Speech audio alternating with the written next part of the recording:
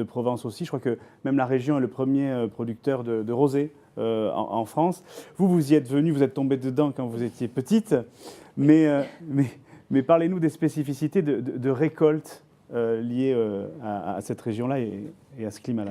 Depuis l'origine de l'AOC, qui date de 1936, donc Châteauneuf-du-Pape fait partie des premières appellations françaises à avoir été créées, par notamment l'impulsion du baron Leroy de Boisjeu-Marié, qui était de Châteauneuf-du-Pape.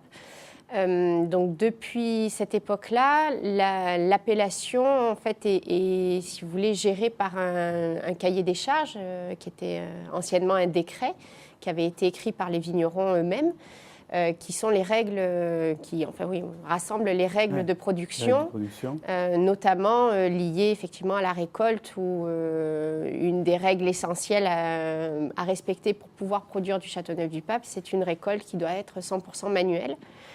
Puisqu'il y a une partie de la production, et le pourcentage est défini chaque année, qui doit être forcément trié pour garantir que ce que l'on met dans nos bouteilles après les fermentations est le résultat vraiment du meilleur de ce que l'on a sélectionné dans nos vignes. Donc voilà, la récolte doit être 100% manuelle pour permettre ce tri. Entre autres. Châteauneuf-du-Pape, rouge et blanc. Il y a du rosé? Non. Pas de rosé. Pas de rosé. Vous l'évoquiez tout à l'heure, ça c'est une autre des spécificités qui est dans notre décret, dans notre cahier des charges, c'est que nous ne produisons pas effectivement de rosé. La production est quand même majoritairement axée sur le rouge, puisque c'est à peu près 95% de la production globale de l'appellation. Mais il existe une petite partie de blanc que peu de gens connaissent, mais que je crois que vous avez eu l'occasion de découvrir. Que j'ai goûté, complètement. Et qui mérite vraiment à être découverte. Oui.